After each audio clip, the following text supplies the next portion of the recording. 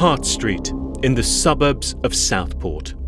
It's the 29th of July 2024, and a group of children are gathering at a dance studio on this road. It's a fun summer holiday outing, but something is about to go horribly wrong. As we come on air tonight, we can tell you at least 8 people have been injured by a teenager with a knife. And when I went out, he's holding like a 6-year-old girl in his arms, covered in blood. How can someone do this to innocent kids? These were young primary school children. Horrific is just not a strong enough word. In the 14 minutes of violence, 3 little girls are murdered. Their attacker is 17-year-old Axel Rudakabana, and his actions will go on to spark a fire that will leave an indelible mark on the fabric of this country.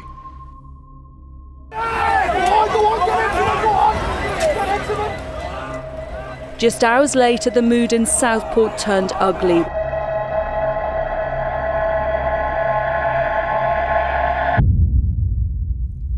Over the course of a week, the violence that erupted in Southport spread throughout the country. A gathering pace of hate and anti-immigration rage coming to the surface, with hotels housing asylum seekers becoming a prime target.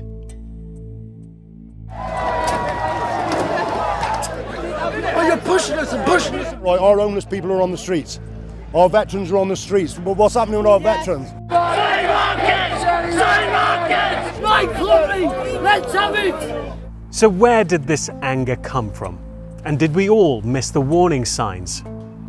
Insecurity in society makes people more likely to cling to their own beliefs and feel that other people don't have a legitimate opinion. So you get polarization.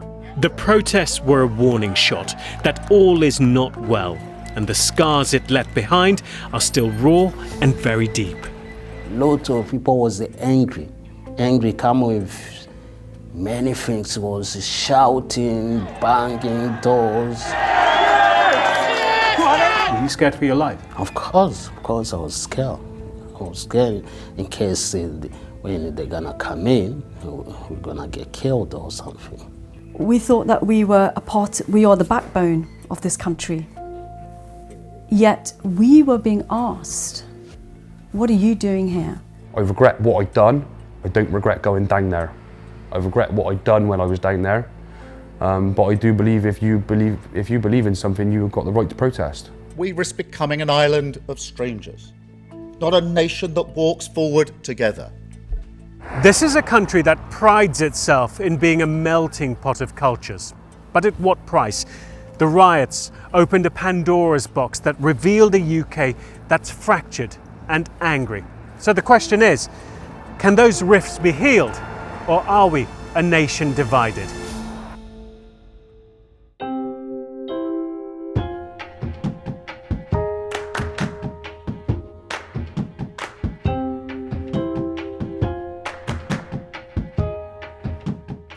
Bristol in the southwest of England is a city that has always taken pride in its multicultural roots. A place that's known around the world for its groundbreaking art and music. This is also a city that fights back through protest. I charge here the company itself. They have, in fact, projected an image to the Bristolian worker that the black man is a bogeyman. He is out to get you out of a job. From the Bristol bus boycott of the 1960s, which changed the UK's civil rights law, to the toppling of slave trader Edward Colston's statue during a Black Lives Matter demonstration. For me, Bristol has been my working home for several decades. As a journalist, I've reported on many of the key moments that have put this city in the headlines. But few have left a deeper scar as the violence that erupted on the streets last summer. The anger and anti-immigration sentiment that spilled over in Bristol and around the country came with a rage that took many, including myself, by surprise. Over the course of this programme, I want to explore if the warning signs about the simmering rage were ignored, and why some believe that labelling what happened as just mindless racism is oversimplifying a much deeper problem. We're in a very bleak place. That this country is in a place where, you know, there are real deep fractures, and those fractures we can mark back to decades of hostility. But let's just look at the last 10 years. Let's take Brexit, Vote Leave campaign, when we had Boris Johnson and his Tory tribe feeding into kind of that discourse, I want my country back. That immigrants were responsible for the lack of not getting appointments at the doctors, or appointments getting surgery at the hospitals, or kids not being able to get into school. So there's a long history of that kind of hostility, and we need to kind of not disconnect that from that wider picture.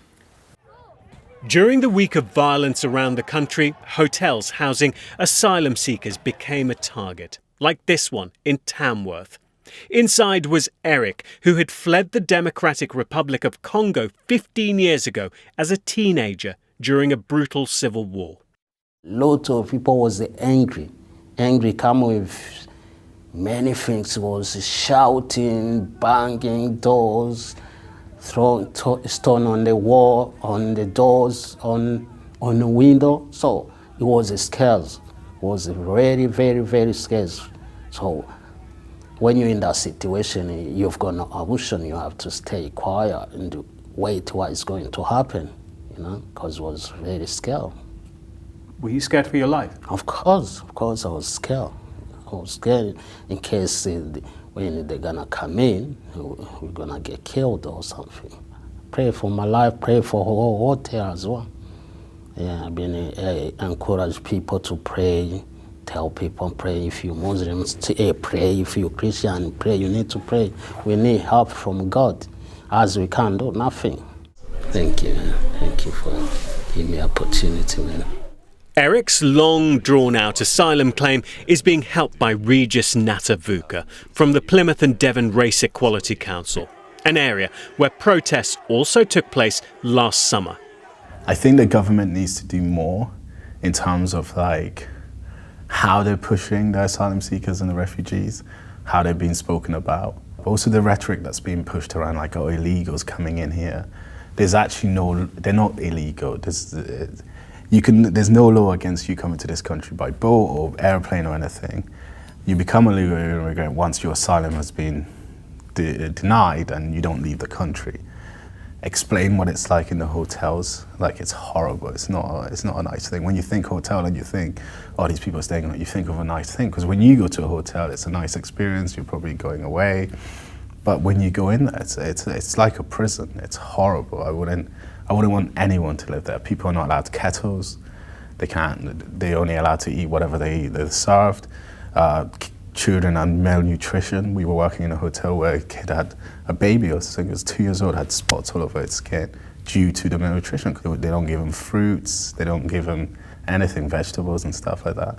So when you think about it and you think it's a hotel, you're like, oh my God, they're living the dream where I'm here working and not happy. But when you actually go and see the reality of where they are, you're like, oh, I wouldn't wish this on anyone. But for some, last summer's riots revealed that even getting citizenship to the UK doesn't guarantee a feeling of being wanted. We thought that we are the backbone of this country. We have contributed so much. One only has to look at the contribution that our communities made and paid a price for that during the pandemic. Yet we were being asked, what are you doing here? Language that was being normalised, like, go home. Go home where? This is where I come from. This is my country too. So the riots of the 80s when my uncle's shops got burnt down in the Handsworth riots. To see those scenes being played out was horrifying, was frightening.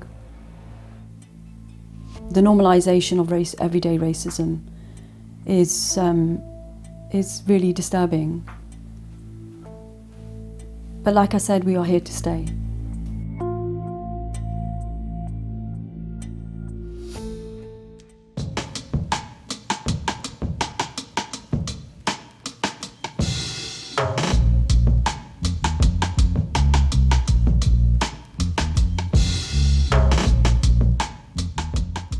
Stapleton Road, Bristol, a home to people from all corners of the world, including a large Senegalese community. Last year, a month after the riots, I went to see some of them to find out how they were feeling. And what I heard was troubling. We think this is home, but we don't feel home anymore. Very scary to go out because you might bump into anyone that could just come at you for no reason. So it's just fear all the time. Is this really what your life is like at the moment? It's just fear all the time? Fear all the time. Almost a year on, I'm back in that same community cafe, and very little had changed. So if I look at it on the back, it's not really a nice thing to think about it, because it was very sad. It was sad, it was stressful, it was worrying, so it was not good for the children as well. Because everybody was relaxed before, they was thinking, okay, this is nice, this is our country. So they're always going out themselves, doing things nighttime, everything. But since it happened, everybody just collapsed. So like, this place is not really busy like what it used to be. So you don't see many people before, so everybody's like scared to go out themselves. So a lot of people just stay home. Does it feel like home for you anymore?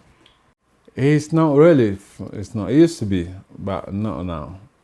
Because like I said to you, my job is, I work for the disabled people, like mental health people, which is, I love my job. You know, I make people smile every day, so make them happy. When you've been here 20 years, half of your life is here, you know? So I feel like this is my home. So I hope it's not gonna happen again, I hope so. The violence during the riots around the country led to over 380 people being sent to prison, and there were complaints about the way the police handled the situation. But a recent report by MPs found that the response was entirely appropriate.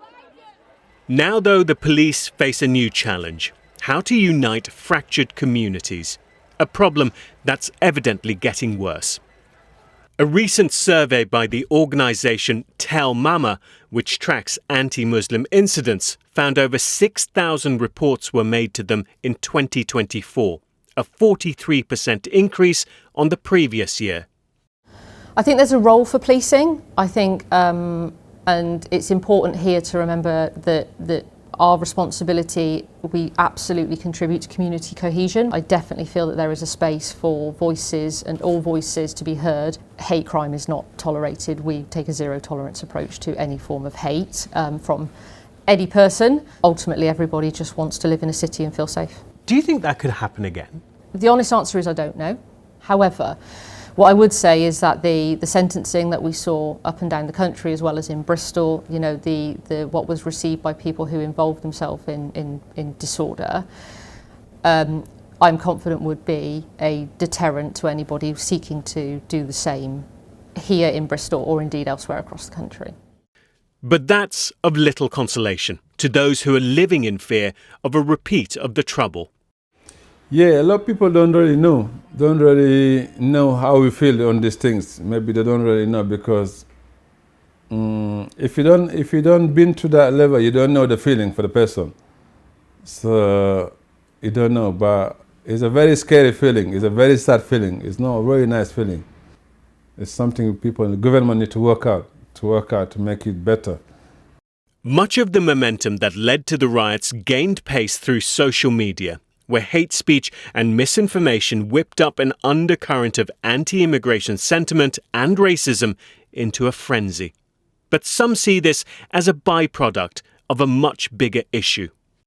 As regards what happened last year, Our research shows fundamentally what's underneath this is a feeling of deprivation that people have, feeling of being left behind, because it was very clear from census data that we looked at that the places where the serious violence occurred often had a lot of poverty, a lot of deprivation.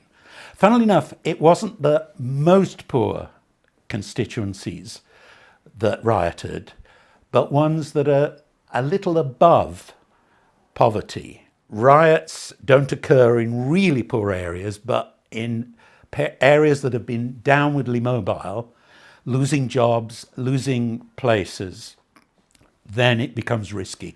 When they become affluent, it's much less risky. So, with that analysis in mind, I've come to this boxing gym in South Bristol. Look at me. Throw that jab as fast as you want, right there. And again. Chris is the coach here, and although he didn't take part in the riots, he knows some people within this community who did. This is a predominantly white area, and when I ask him to describe his community, he has only one word. Deprived. We ain't got nothing there. Nothing at all. Only thing is, we've got each other. And that's starting to fall apart. All the communities is falling apart, arguing with each other, fighting with each other on the streets, because we're all in poverty. Everybody's in poverty. And everything's going up. We live in a country which is basically one of the richest countries in the world. It's supposed to be. But we got to open food banks for families. We shouldn't be like that at all. Not in this country, not in this day and age. What does the typical life look like for someone growing up in this area? Dire straits at the moment. It's hard. It's very hard because as you're bringing your children up, I've got to keep them off the street. Got to keep them away from the knife crime at the moment. That's a massive issue right now. Keep them away from the gangs. It's all down to the government at the end of the day. There's nothing there for us. Nothing there for these kids. It's been like this for years, and it's just getting worse. You speak to some of those people who did take part in those protests last summer. What are they saying to you? They took part to have a voice. They wanted a voice. They wanted to. You're supposed to have freedom of speech, but that's okay, as long as it's not attacking certain individuals, which is freedom of speech. Say like racism. There's no need for that. As long as it ain't like racism and no violence is involved. But you can't. But this is a country where you should be allowed freedom of speech, and you're getting penalised for it. That freedom of speech came with violence and people feeling like they've been targeted. Migrants felt like they were being targeted. Yes. After that, they felt in fear. That's wrong. They shouldn't be putting their hands on anybody, throwing objects at anybody, hitting anybody. You don't need to bring race into nothing. You don't need to be abusive. You don't need to be violent. Just vent your opinion peacefully. Do you think this could happen again? Yes. Yes. I don't want it to, but yes. And the only thing what holds people back a little bit is prison sentences. People will think now. Over 50 people were arrested for their part in the Bristol protests, with many of them being given prison sentences. One of them was 32-year-old self-employed tradesman Dan Locke. Dan got into a fight outside a hotel housing migrants. He was given a 2-year sentence. In court, the judge said his actions were entirely out of character, and 6 months on, he's out of prison, but still on licence. You've never been arrested before, you've never been in trouble. No. What happened? A bit unsure really. I don't know if it was heat of the moment. I went down there just to see what was going on really. It was a peaceful protest as far as I was aware. I think as time went on, things started to get a bit more aggressive from both sides, not just from the people that were going down there for the stopping the boat protest, from the people that were sort of anti-protesting as well. So why did you go down there?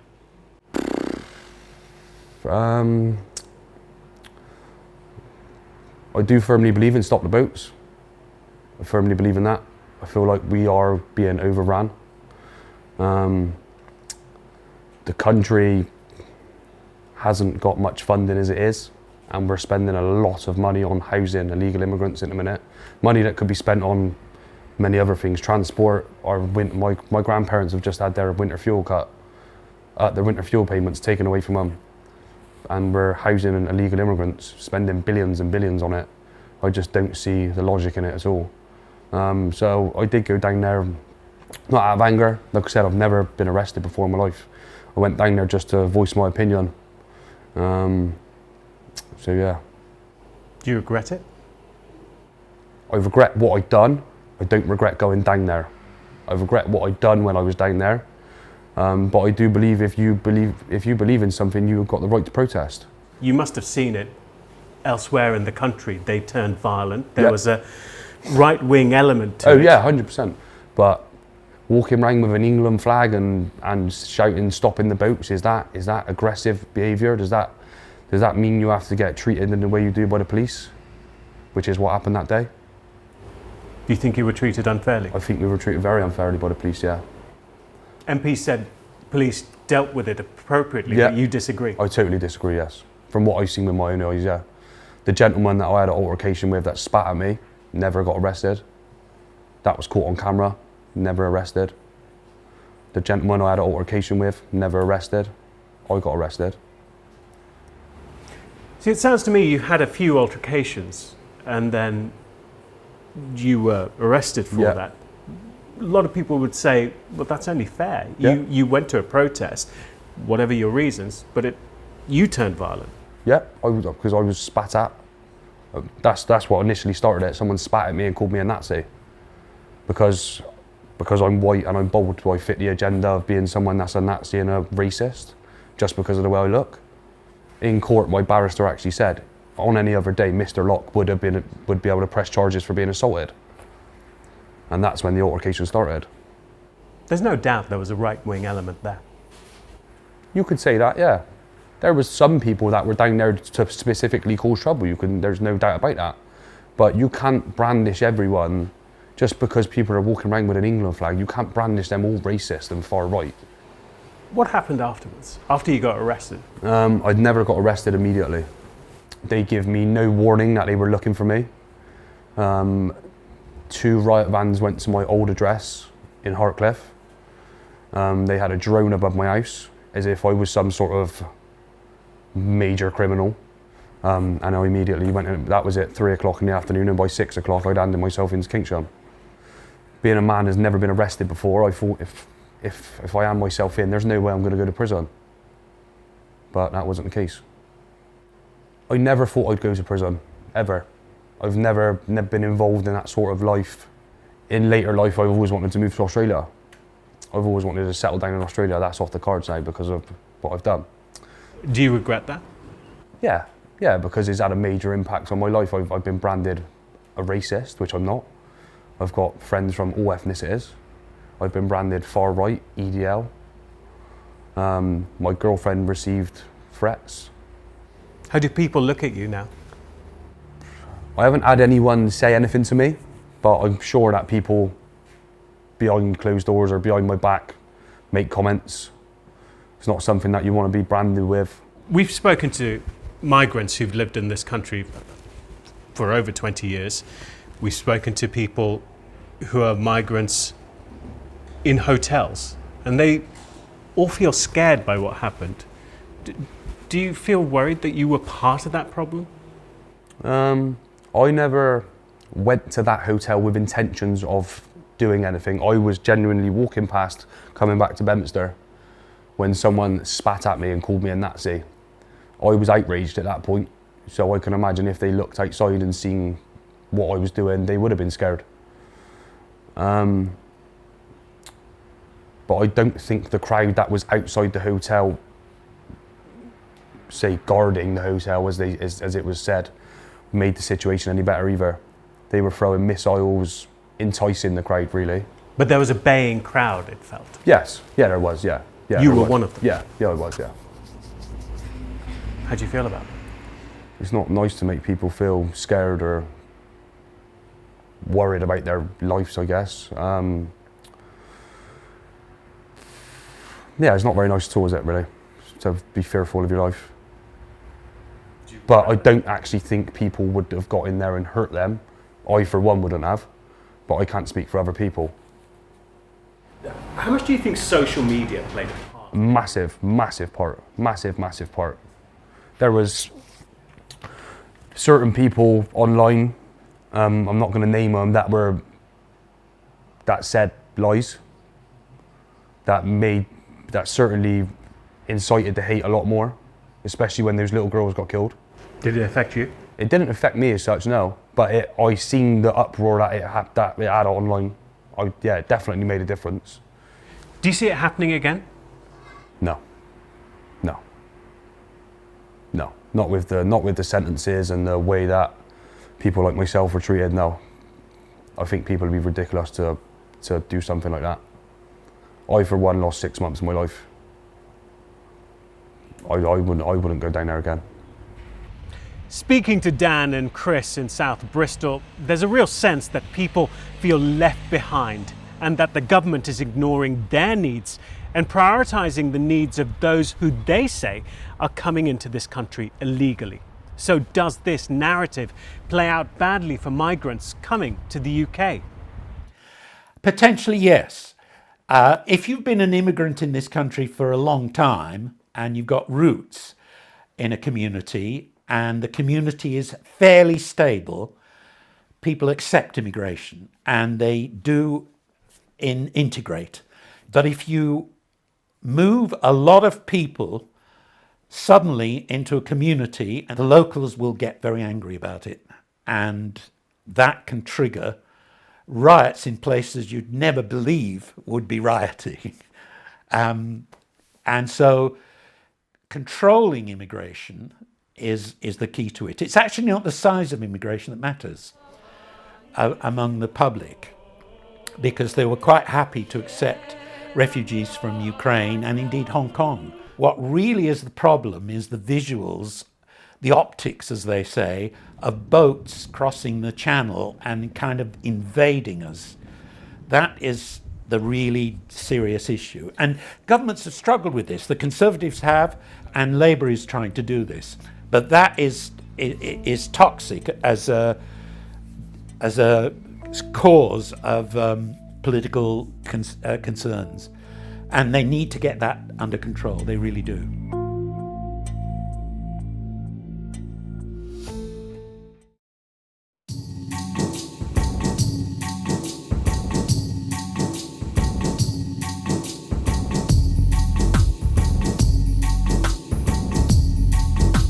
My journey to understand the causes and effects of last year's riots has raised more questions than answers, especially as to why the people in power didn't see it coming. Even when warnings were given by Dame Sarah Khan, who has advised the government on social cohesion. I was concerned that we were going to see activity like this, but the severity and the scale of it was without a doubt shocking. I think the question is whether the government saw it coming. And they should have seen it coming because the writing was on the wall for a number of years. So the signs were flashing red, let's be very clear about that. And the tension was building. The discourse in public, I think, around immigration had become increasingly more toxic as well.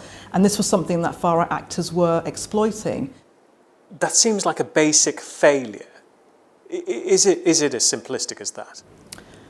It is a failure. I mean, look, in the UK over the last 20 years, we've had dozens of independent reports commissioned by the government, reviews, inquiries into social cohesion, and yet we don't have the basic foundational system in place to measure it. We don't have a counter-extremism strategy at the moment, despite the fact that we're living now through an evolved and accelerated extremism landscape. We're not dealing with disinformation at present, which again will play such a pivotal role in the Southport riots. Why? Why is the UK behind the curve? Do you see it happening again, what we saw last summer?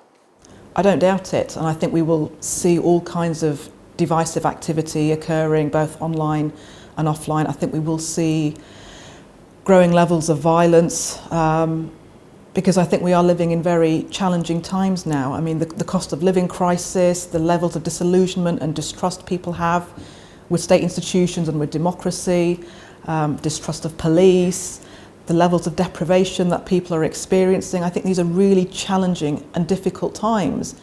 The government have told us that the violence that spilled out onto our streets last year was inexcusable, and communities are still feeling the impact now. Adding that we've seen years of decline and underinvestment in our communities, public services decimated, and governments who have eroded the trust of the British people they were elected to serve. The government also say they want to create more opportunities for young people and build a country we can all be proud of. May's local elections showed growing support for Reform UK, whose anti-immigration policies are proving popular with the voters. And now the Labour government have launched their own plans to control our borders. Today we publish a white paper on immigration, a strategy absolutely central to my plan for change that will finally take back control of our borders and close the book on a squalid chapter for our politics, our economy and our country. We risk becoming an island of strangers, not a nation that walks forward together. So with immigration being such a polarising subject, what hope is there that the anger over this issue won't spill over again?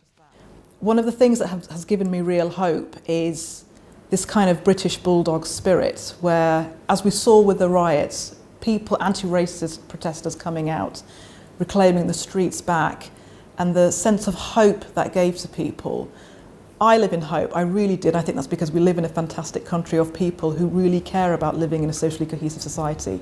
But at the same time, I think we have to recognise there are serious challenges, there are serious threats facing us, and we all as a society collectively have to play our parts.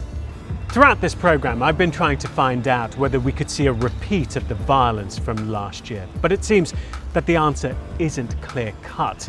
Although what is obvious is that the scars and the rifts still need time to heal, and that issues like immigration and communities feeling left behind need to be addressed quickly if we're to see a country that's truly united.